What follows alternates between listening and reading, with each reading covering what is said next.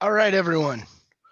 Well, good evening and welcome to the final night of our virtual MeadCon. It has been a wild ride for all of us, and we're ending with a bang. Two of I think the presentations that a lot of people were looking forward to the most. Um, Before we get started, just want to do our usual spiel. If you want to ask any questions, please put them in the chat there. Um, and then the speakers will get to them either as they're talking or maybe at the end. Um, our sponsors are Tim Lieber and Spacetime Mead and Cider Works. Thank you guys for your support of this project throughout the last few weeks. Would not have been able to do it without you guys. And of course, thank you all to all of you who bought tickets and have been here with us the whole time. Obviously, we had never intended to do something quite like this, but 2020 has been a year of making things work, and I think we've had some incredible presentations, and certainly, uh, none is going to have a bigger ticket uh, as far as a top billing than Ken Schramm. A man who, if you do not know who he is, I honestly am not entirely certain how you found your way into this August body here tonight. He is a man who truly needs no introduction, as he literally wrote the book on Mead.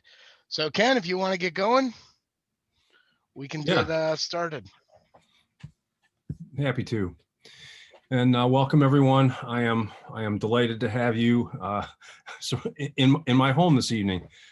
Here's the library, along with some music and books, and that's going to be a key to the presentation that I'm doing this evening. I will be switching back and forth between the live camera and my keynote presentation, which I'll get to in just a minute. And so I'll ask you to forgive me if I'm a little bit clumsy in doing that, but I think I should be able to accomplish that without too much problem, and hopefully we'll be able to get through this without difficulty. If you have questions throughout the presentation, go ahead and stick them in the chat window. I may be paying a little more attention to what I'm talking about than I am to the window, and I've asked Greg and Sergio if they want to interject and get me on track with some of your questions throughout the presentation. I hope they'll do that and keep me honest. So real quick, I'm going to go ahead and share my desktop and get in here and get this built up. I'm hoping everyone is seeing that now. And the subject that I was asked to speak on was Mead from before the Mazer Cup to the present. It's been a wild ride. We're talking about geez, the late 1980s to now, and hopefully this is going to be entertaining. Here's a subject. Here's my quote from one of my presentations in the early 2010s. If you're not enjoying your company, it's time for a mead, and if that doesn't work, it's time to go fishing. That's my joke to start my presentation. I've never been really good at that, but the reason that comes to mind is because, in fact, the whole thing got started in 1987, in Christmas in 1987. That was when my brother gave me a home brewing kit, and I really didn't believe that I could make great beer until I tasted the beer that my brother-in-law, Andy Henry, had made on opening day of trout season in 1988. And that was the start of my obsession with home brewing, beer, and mead. I had been really excited about beer before that. I had been a fan of imports and had gotten myself weaned away from the American macro brew for several years by then. Probably more than 10 years by then.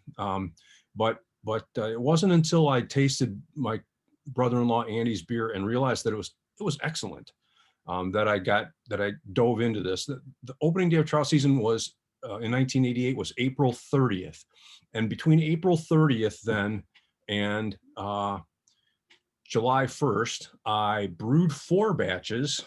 I joined the American Homebrewers Association. I got my first copy of Zymergy magazine, and in that copy of Zymergy magazine, I learned about Bill Pfeiffer. Bill Pfeiffer was a really incredibly important person in the start of the home brewing community, in the start of the beer judge certification program, and also in the progression of events that led to the Mazer Cup, because he encouraged me to join the the Ann Arbor Brewers Guild. So as soon as I got my copy of Zymergy, and Bill Pfeiffer was in there as one of the first 5 nationally ranked BJCP judges. So I called him, and we met and we tasted, and he said, yeah, I'll be happy to help you improve your beers and your meads. I'd already made a couple of meads, and at that time, I had there's the copy of the Zymergy magazine, summer 1988 copy.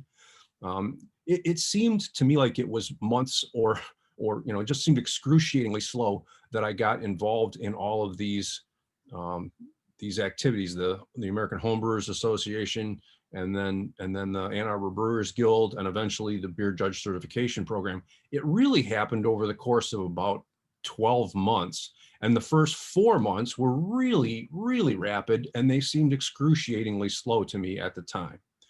But here's the announcement of Bill. He's in the center lower area there, public school administrator at the Taylor School District in Michigan, and has been an active brewer since 1979. There's some other legends there: Ted Whippy, Dave Norton, Scott Birdwell. If you've been around the beer community for a while, these are some incredible guys. Dave Norton was just an absolute stitch of a guy. He was one of the funniest people in the brewing community that I have ever met. I dove in hard, and in 1989, I'm gonna escape now out of this real quick, stop my share and get back to the pictures here. This was the book that got me into mead. This is The Complete Joy of Homebrewing, Charlie Papazian, and in the back of this book there is an appendix on how to make mead, Appendix 5, making honey mead. And it's a pretty simple recipe. It really didn't thrill me when I was done with it. One of the things that I'll note is that it called for 7 pounds of light honey and 1.5 pounds of corn sugar. Something that none of us would ever consider putting in our mead, I don't believe, at this point. And it was good, but not spectacular. And when I tasted it for the first time, I realized there was a lot of room for improvement. Bill Pfeiffer helped me by immediately saying, get rid of the corn sugar. But I started looking around for the other options in terms of books that were available, and I bought a lot of these within the first few weeks of my getting started. Making Wines Like Those You Buy, that's by Acton and Duncan. This book was originally published in 1964 and was re-released, I think, in 1985 or 86. Let me see real quick. Second edition, 1980, pardon me. Brewing Mead was out there as well. This is the book that Charlie Papazian stuck some mead making information into the back of, that was originally I believe a master's thesis by Robert Geyer. There was also another Acton and Duncan book called Making Mead, which has a lot of very country wine-esque recipes. Honey, for your basic dry mead, honey, tartaric acid, malic acid, nutrients, Steinberg yeast, and tannin, all added at the same time.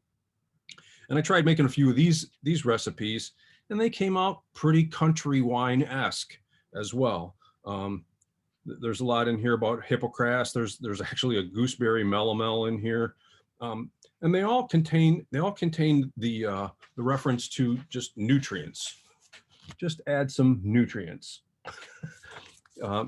When I got started in 1989, 88, nutrient was usually a combination of urea and diammonium phosphate. I don't like using nutrient that's got urea in it anymore. You can smell it and it does not smell particularly good. The best example of what was going on in terms of really highly technical and well-researched information was Making Mead by Roger Morse. Morse and Steinkraus were the two guys that really put together the information on how to use nutrients to improve fermentations. And they provided information, instead of saying just put in 5 teaspoons, they provided information about how many parts per million of free amino nitrogen you were supposed to be trying to seek out. And it was in fact Keith Steinkraus who came up with the complex group of a blend of micronutrients that has become effectively Fermaid K, that explained the micronutrient demand of honey, or pardon me, of a honey fermentation, of any fermentation of yeasts, and it described the lack of those micronutrients that were present in most honeys. So I got really into it. I met Dan McConnell.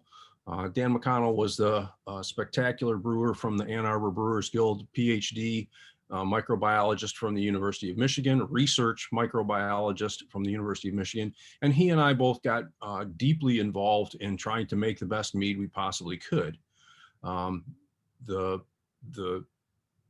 eventual outcome of that was that after about a year of our messing with that stuff, we decided that the way that we would really learn the most about mead was if we could get ourselves going with a mead competition. So 1989, the Ann Arbor Brewers Guild, BJCP, the Pistons. I was working for the Detroit Pistons at the time as the production supervisor, and that was a huge advantage because when we went to start the Mazer Cup, I was able to write letters to people and put them on Detroit Pistons letterhead. And in 1991, we sanctioned the Mazer Cup mead competition. We didn't actually hold it then, but we got the competition sanctioned, and we also started the Michigan State Fair homebrew competition. And we were able to use the sort of the political clout of letters showing up to people we were asking for support for on Detroit Pistons letterhead, which at the time they were a very good basketball team, and that helped us out a lot. Let's see. So by June 1992. We actually held the first, by June 1992, we went to the, I went to my first American Homebrewers Association National Conference in Milwaukee. That was in June. And then in July, we did the first Mazer Cup. And then in August, we did our first Michigan State Fair homebrew competition. While we were at the Milwaukee National Homebrew Competition, at the conference, Charlie Papazian walked up to our club's booth and said he knew about what we were doing with the Mazer Cup and was excited about that because he is a big mead fan, and talked to us about what we were thinking about for progression of mead knowledge. And Dan and I had been discussing the possibility of doing what was called the Mead Matrix.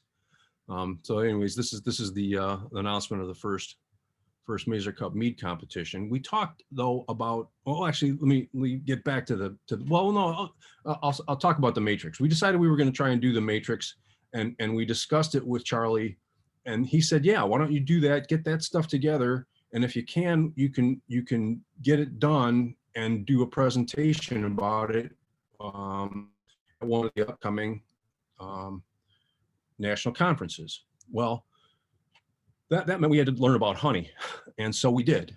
And actually, you know what? I'm gonna see if this will work. I think confirm for me that you guys can see my picture in the upper right hand corner, because what we did then was call the National Honey Board, and the National Honey Board said, yeah, there are some pretty good sources of varietal honeys that you can use if that's what you're looking to do. And they referred us to, actually initially they referred us to an article that was in Honey, a Comprehensive Survey by Eva Crane, this book here.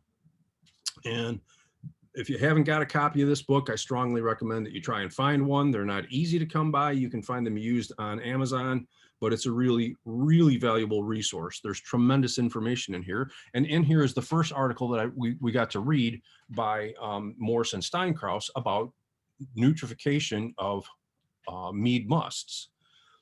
It was really informative, and the Honey Board then also turned us on to Landis Donor and Jonathan White, who were working on this document, The Composition of American Honeys. And actually, I called Landis Donor and he sent me one. This is an actual composition of American honeys, and you can find this right now at the University of Pennsylvania's website. But this one is from 1962, I believe. Yep. Here we go. It's kind of falling apart right now, but issued in April of 1962. It's been invaluable, and to this day, the most reputable people I know in the subject of honey still refer to this document. It is still the most comprehensive analysis of honeys that I know of. As we prepared then for the matrix, I began getting obsessed with Eva Crane, and I ended up purchasing a number of her books.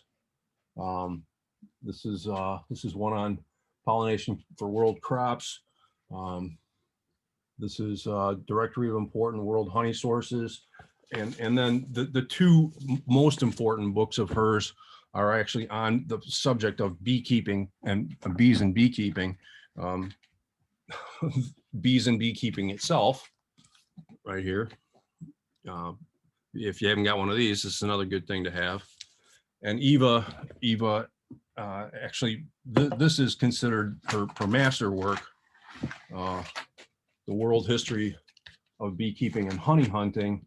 And this is one of my favorite books. It's one of my favorite pictures. That's actually a picture of two bees transferring nectar between their mandibles. So that is, it took me a long time to realize what this photograph actually represented, but that is a forage bee transferring the nectar that it has collected to one of the bees that's maintaining the inside of the hive and is going to transfer that then into the comb.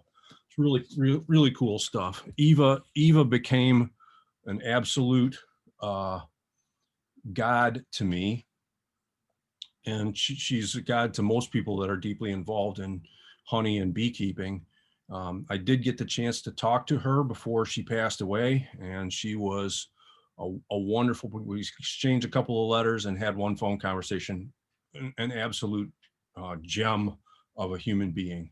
She got into beekeeping because she couldn't get sugar in World War II. And so she decided she would start a couple of hives.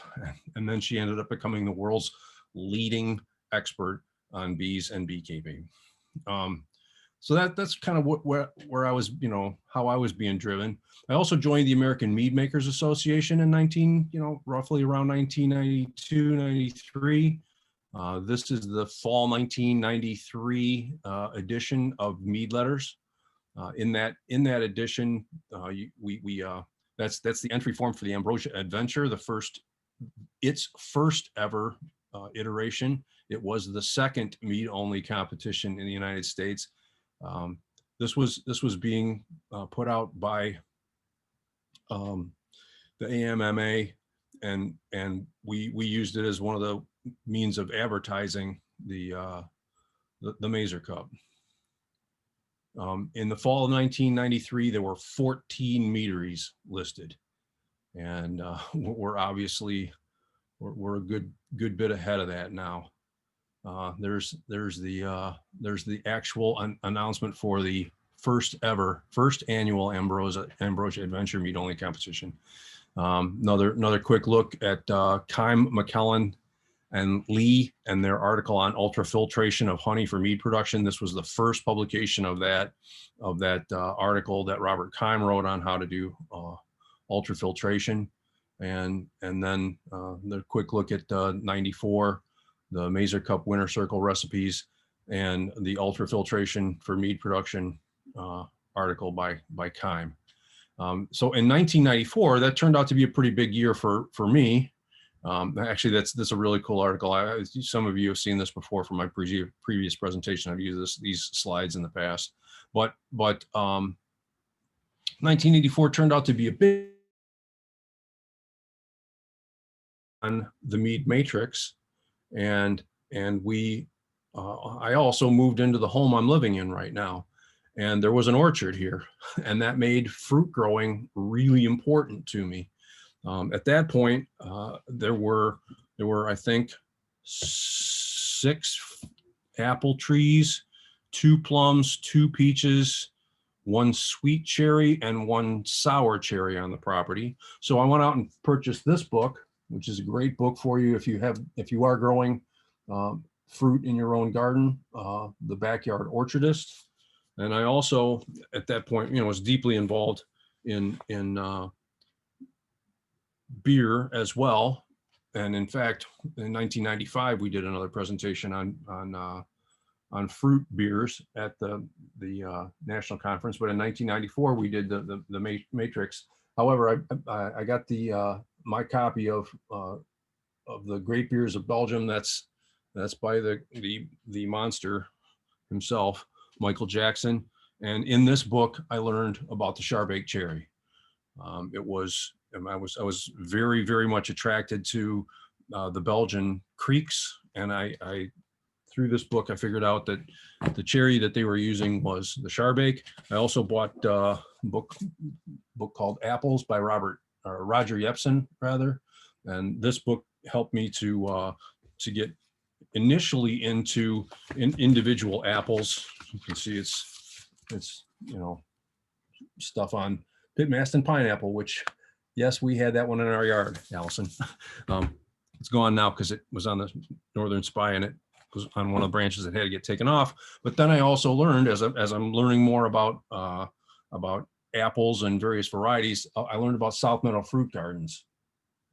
And the South Meadow Fruit Gardens catalog, that's Theo Grutendorst, that's was his phone number, may he rest in peace. This book is full of information on different apple varieties, different peach varieties, different pear varieties, all kinds of small fruits, spectacular stuff.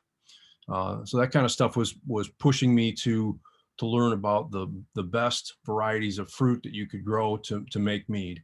The matrix occurred and was presented at the 1994 conference from the American Homebrew Association in Denver. It was the dates here say 1992 to 1995 because we started the presentation, or we started the meads in 1992. We took 13 kegs of mead to Denver and ended up making that presentation in 1994. And then this article, Mead Success, Ingredients, Processes, and Techniques, came out in 1995. The matrix included EC 1118, Tokai, Riesling, Pasteur, Champagne, Epernay, and Steinberger yeasts, all applied to clover honey. And then we used the Pasteur Champagne on wildflower, fireweed, wild raspberry, orange blossom, snowberry, and star thistle honeys. So you got to taste the same honey with 6 different yeasts, and then 6 different honeys with the same yeast. And we did that presentation and had some legends helping us out. That was a really informative thing for me. Steve Piatz was at that presentation. Steve Fletty was at that presentation. I believe that Kurt Stock was at that presentation. Byron Birch, Charlie Papazian, Bill Pfeiffer. It was and everybody, because no one was really into the swish and spit thing at that time. We all just drank all this mead, and then we also made one more final version where we took all 6 of these honeys, blended them together, and also fermented that with the Premier Cuvée yeast.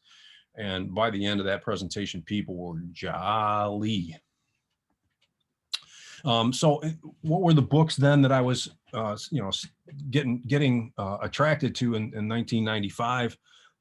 Well, I was really attracted to things like the art of cider making, because that was helping me to figure out what I was doing and how to blend different varieties. This is actually a more recent book than that but antique apples. I have a bunch of them. I have books on antique apples. I have books on cherries. I got really deeply involved in that, and then I began getting involved in working to understand the process. Oh, here we go. Yeah, sorry. Here's my copy of Norman Grubb's Cherries. Another good book. A lot of different varieties. I also started to accumulate. I'm going to reach behind me. I started to accumulate the books from the New York Agricultural Experiment Station. Looks like The Small Fruits of New York. There's an entire series of these books from the New York State Agricultural Experiment Station on small fruits, cherries, apples, just all kinds of peaches, plums, and they are spectacular. They have some of the most incredible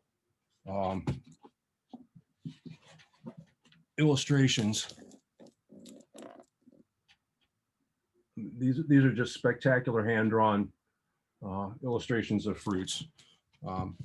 Really impressive. The apples, which is the Beach's Apples of New York, is one of the most coveted books on fruit that you can find. In 1996, tragedy occurred. Suzanne Price passed away. She had taken over the inside mead from the American Mead Makers Association, and sadly she was killed in an automobile accident, and that set back mead making for a couple of years. The Brewers Association had a nice run and had a great set of organizational resources that were helping us, and eventually they had 55 staff. They were founded in 1978, but eventually they got in touch with me and said, are you interested in writing a book? And I told Ray Daniels was the editor at the time. I said, sure. I had to arrange to do this with kind of on my own, because at that point Dan had become too involved in other projects, and I agreed to go ahead and do that. While the book was being prepared, Ray planned an event called Planet Buzz in Chicago. And if anybody was at that and has one of these glasses, let me know. The next time we're together, I'll bring my glass, you bring your glass, we'll have a toast with these, and we'll be the only 2 people that are having a toast with that glass. Those are scarce as hen's teeth. That was held in Chicago in November of 2002. It was unfortunately held before the book came out, and because the book had not come out yet, the real buzz, as it were, hadn't started to grow. It was not incredibly well attended, and Ray decided he didn't want to do it again, and so he handed it off. But just to let you know where we stood in November 6th of 2002, this was just before the event. Most big liquor stores will probably carry a mead or 2, but precious few bars and restaurants serve it up. And now here we are in 2020, and pretty much every restaurant's got some form of a mead either on their menu or one of the sparkling mel's on their taps. And a big liquor store will probably carry 100 meads. So that's a real sign of how far we've come. The book, though, came out in June 2003, and it took off immediately. It sold several thousand copies in its first year, and by the time the book was, it had sold it was about 18 months after the book had come on the market. It had sold, more than 10,000 copies at that point. And that meant that when the IMF began in 2004, there was a huge group of individuals that were already into mead. And David, these people have to be thanked to their core: David Myers, Julia Hertz, Marie Bird Struckman, Pete Backlick, Wayne Bonchik, and there's a whole bunch of other people that I'm not, that are not on the list. Steve and there's a bunch of other people that are not on this list who worked with the folks from Redstone to get the IMF cranking, and it went for 4 years. And by the time it was finished, the reason that David Myers got out of it was because it was getting out of control.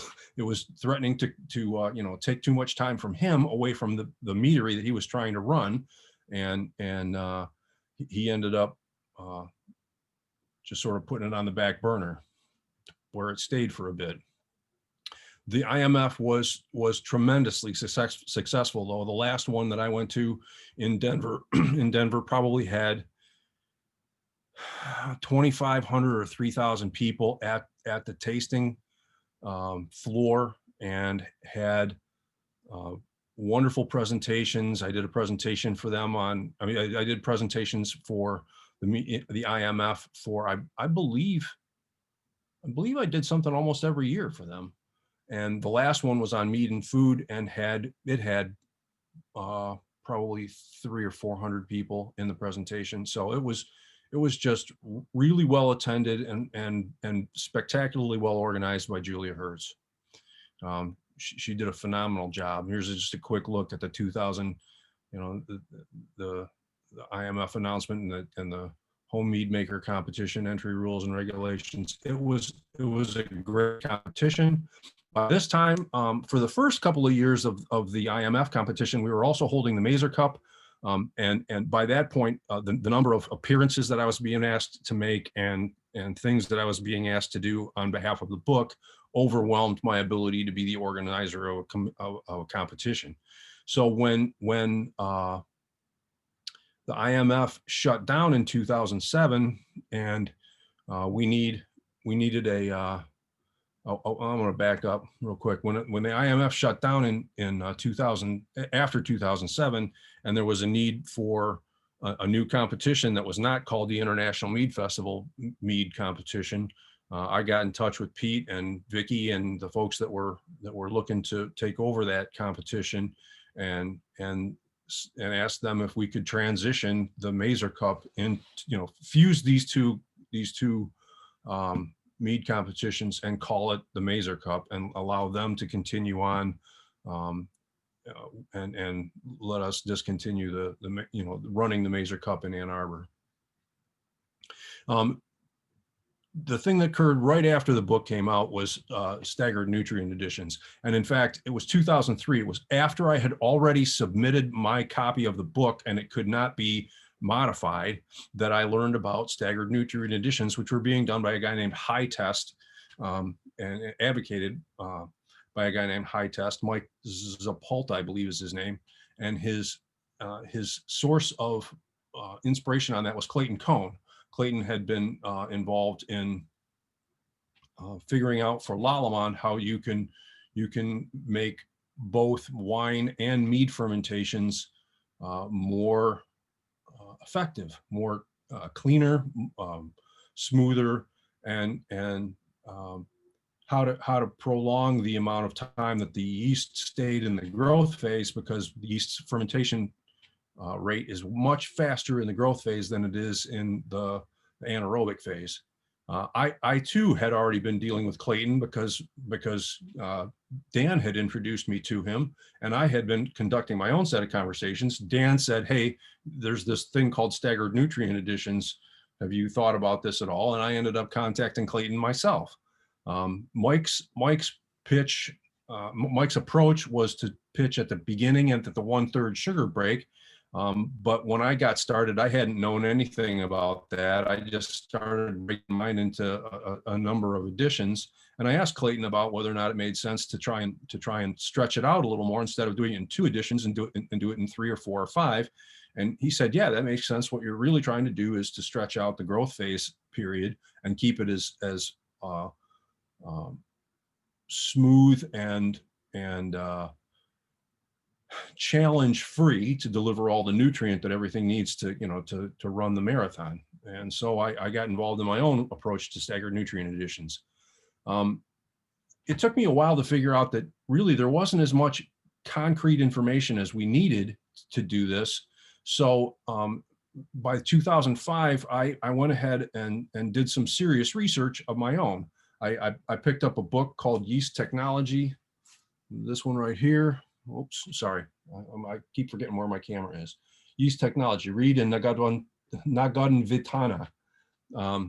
This book is still available. It is a phenomenal book on yeast. This is the scientist's book on yeast. It is terrific, and it details a lot of what you need to know about how yeasts metabolize sugars, what their metabolic needs are, what their growth needs are. And so I did that. And the other thing that I did was to work with the New York State Agricultural Experimentation Station and find out, because there had been, all kinds of information out there that indicated that honey musts were deficient in free amino nitrogen, but no information on quantifying that whatsoever. I could not find anywhere, okay, so how much actual yan is there in a honey must? So I sent samples away and paid for them to be analyzed, which, I was, at that time, I was just a TV guy still.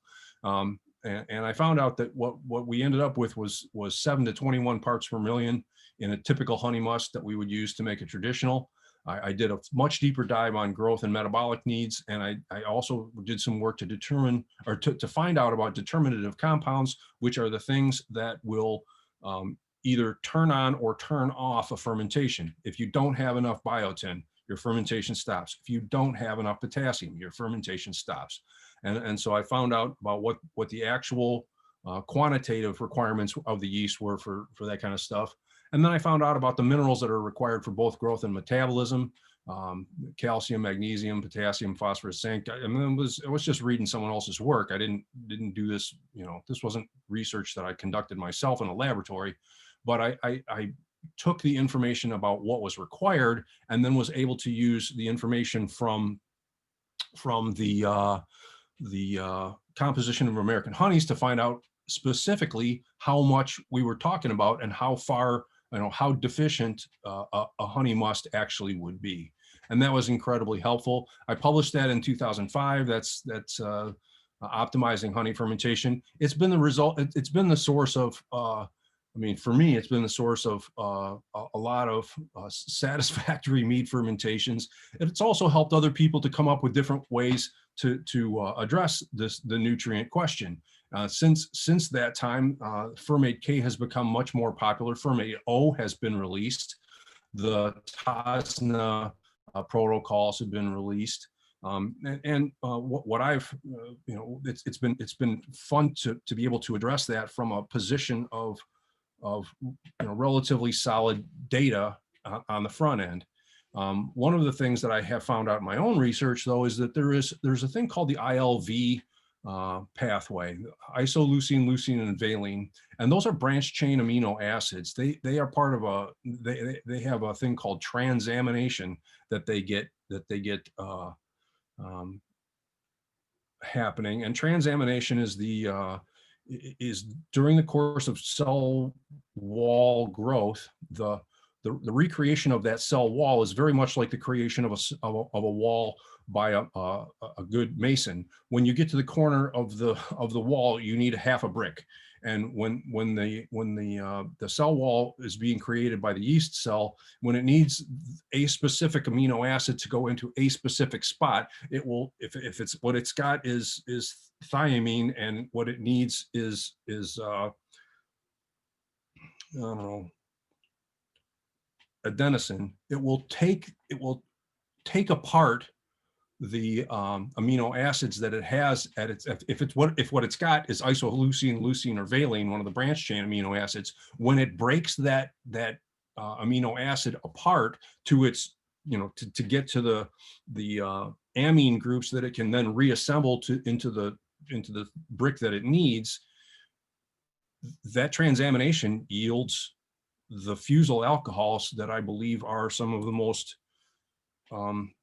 damaging compounds and most offensive compounds in yeast fermentation or in mead fermentations. That ILV branch chain amino acid transamination is dependent on the yeast strain that you use, and it's something that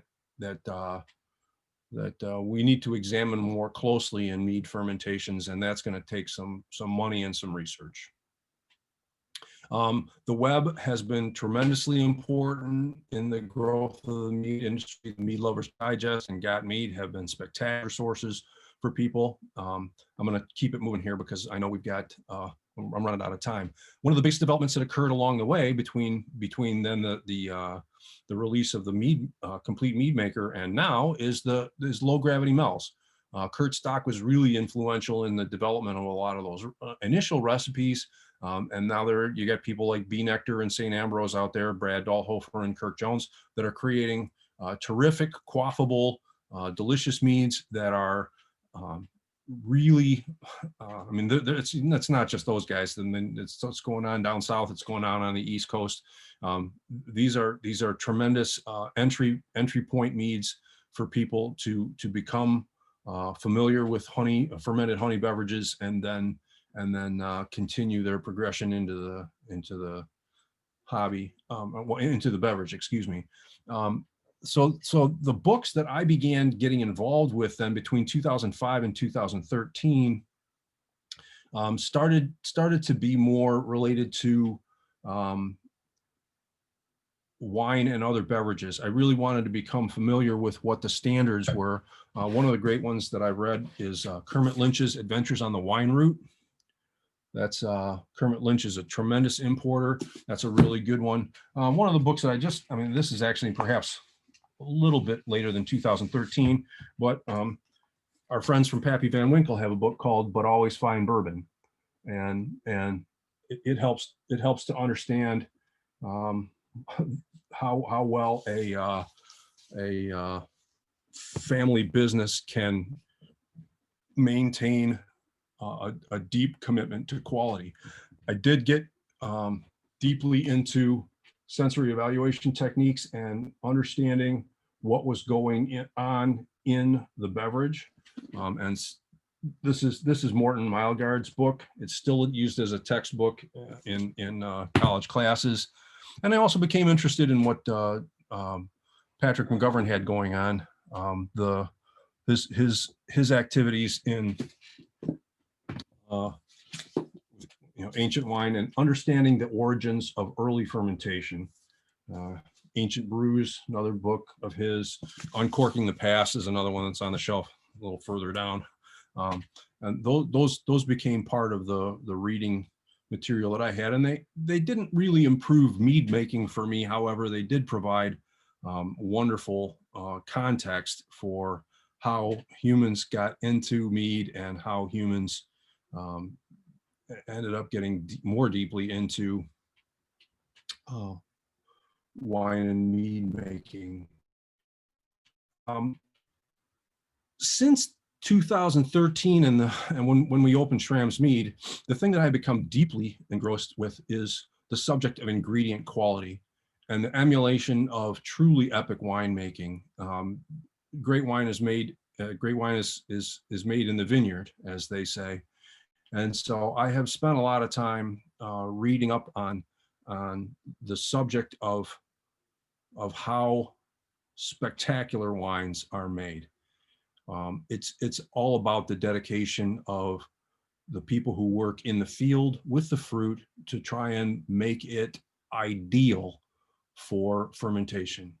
So I've spent a lot of time studying winemaking, uh, different aspects of winemaking.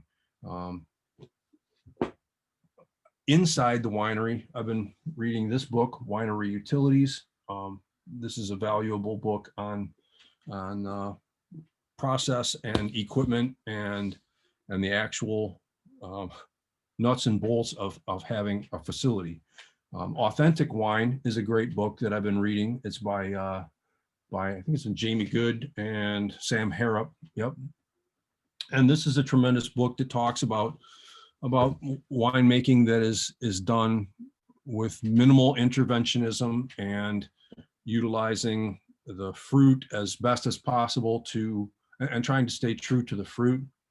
Other books that I've been really deeply involved with lately are Barolo and Barbaresco and Brunello de Montalcino. These are both from UC Press, University of California Press. These are tremendous books because they help to understand how the process of winemaking is not, it's not concrete. It changes, but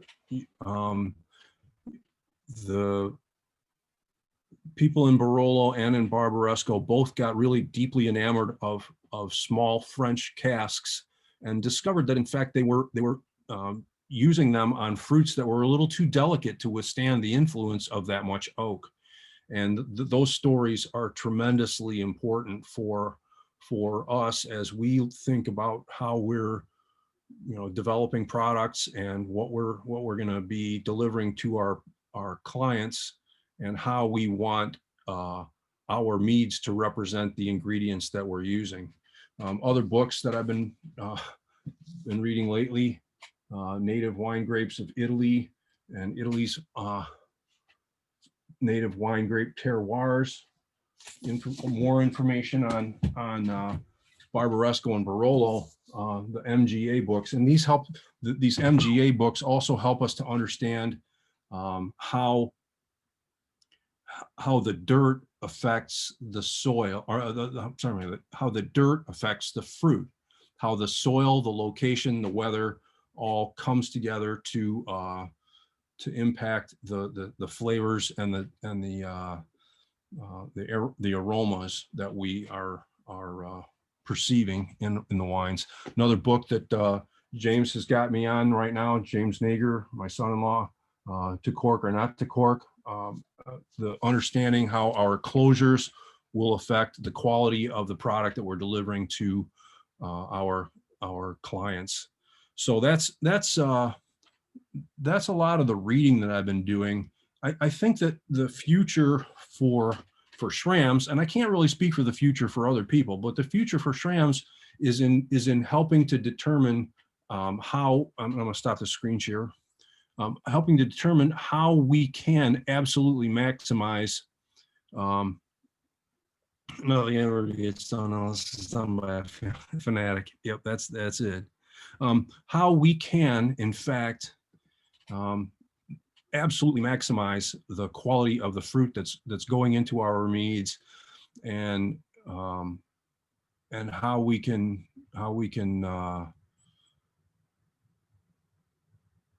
quality and fidelity. Those are our two terms. How we can deliver the quality, how we can maximize the quality of the fruit, and then deliver that quality in the course of making and selling a mead. So, is anyone interested in a book club? Perhaps. Let's see. I'm looking for questions.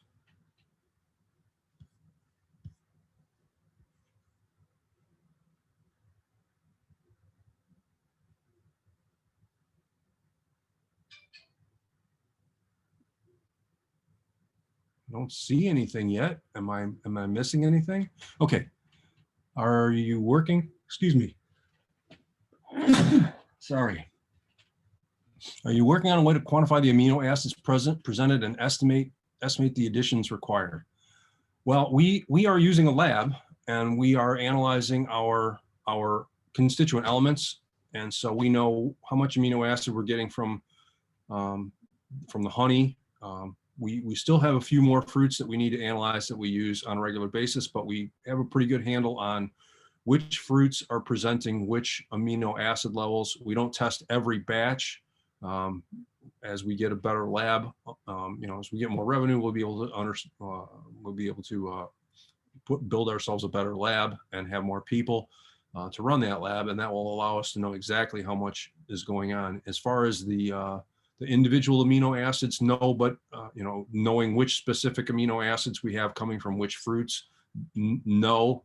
And that's going to require some more elaborate testing, and that's going to require a little more money. Do you imagine amino acid additions will become commonplace in the future, like SNA to supply yan? Yeah, I mean, I think everybody should be analyzing what the starting available nitrogen content of their must is, and trying to get it close enough to what's required to have a smooth and clean fermentation. I think that's been key to our ability to produce meads that truly reflect the character of the fruit and not the character of a whacked out fermentation.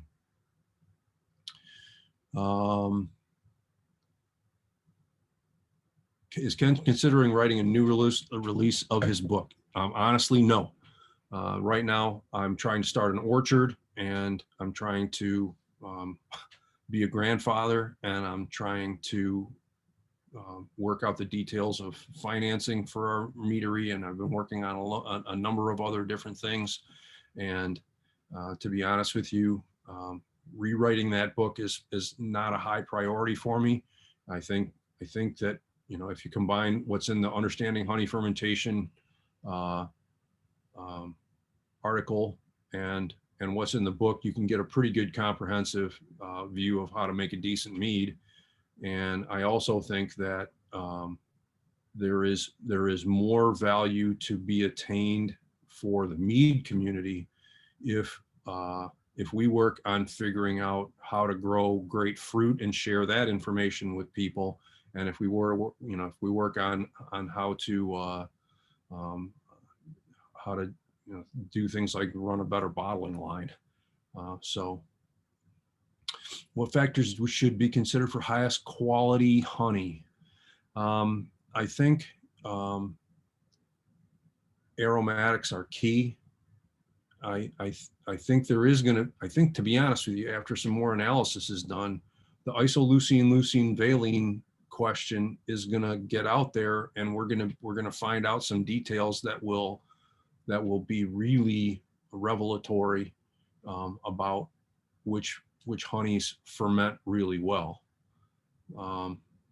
So for now, though, your organoleptic analysis and your ability to analyze, what's going to present itself really well after the fermentation is complete is really important. So saw a lot of great books there. Is there a top 3 to 5 you think are essential for everyone to read?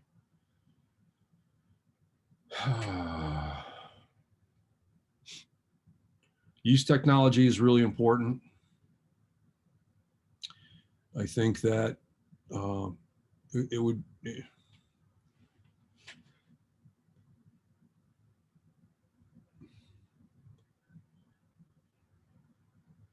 No, I think it's important for you to read 50 of them.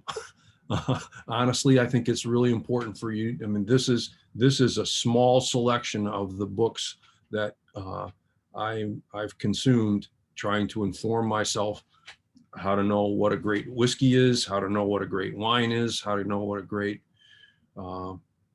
beer is, what a great cider is. I think you should spend absolutely as much time as you possibly can informing yourself about the great beverages of the world, both through the literature and by tasting, in order to have a comprehensive knowledge of what great beverages are and why they are what they are. So no, I don't think I could come up with 3 or 5. I would say go back and comb through all of this stuff, and I mean, there's just so many of them that are important. What are the most transformative points in your journey of mead making? My big transformations occurred, at first I wasn't using, I was using urea as my nutrient, and I didn't know how much to add or why I was adding it. So the big transition there was in understanding what I needed to have for a healthy fermentation and how much of it I should be using, exactly, not 5 teaspoons, but how many grams, and how much I needed to, and how I needed to be adding it.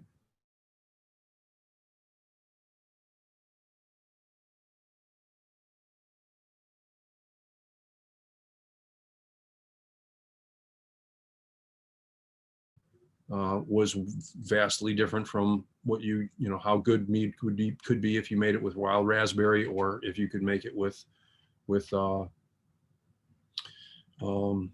orange blossom. So that was really really important. Let's see, list of the titles and authors you mentioned this evening would be awesome. I think we'll work on probably getting that up on getting that put together and put it up on the Complete Mead Maker Facebook page. That's a great suggestion from Allison. You're experimented with malolactic fermentation with your fruit meads and wines. Yes, we have. We had when we first got started off, we had a fermentation system that consisted of 3 different fermenters. One of our batches was a blackberry, and the fermentation went dry in one of the 3 fermenters. And it was because blackberries got such a high acidity level, it was really unpleasant. And we used a malolactic Enococcus enii fermentation on it, and we produced a mead called Blackberry Sec. There are still a few bottles of it floating around out there. I have one, and it's pretty delicious. So yeah, we've done that. Make sure that you don't have too much nutrient in there, or that there's not any sugar left, because you could get a little bit of fizz going in there if you're not careful. Otherwise, you're going to have to do a completely sterile sterile filtration. Other than personal tasting, how do you recommend that people learn sensory analysis? Is there a great training program? Well, I think the first part of this is something that we're working on with respect to mead, and we're also gonna talk with Amina on with respect to honey. And protocol is really important. How you break down the elements that you're going to be looking for in a honey or in a mead, and make formulaic your approach to what you're tasting, and how you are going to describe it, and how you're going to organoleptically quantify it is important. Just having the structure and the guideline that says how much acidity is there here, how deep how deep are the aromatics, how am I specifically going to describe the color of this mead on a spectrum that is predetermined, as opposed to I'm just going to make some random set of comments. How am I going to describe the fruitiness of this mead? How am I going to describe the florality of this mead? How am I going to describe, and the same thing for a honey, how am I going to describe the fruitiness or the maltiness or the florality? How am I going to describe it as pleasant or unpleasant? And how am I going to quantify it on a scale of 1 to 10, or however you're going to approach that. And right now we're working on getting together some materials to assist with that process. I think it's really important. I think it's really important for the entire mead community. I've got 1 bottle on my wine rack right now. You mentioned something. You should mention what we're working on at the Mead Institute. That is exactly what we're working on at the Mead Institute. We're working on putting together with Allison is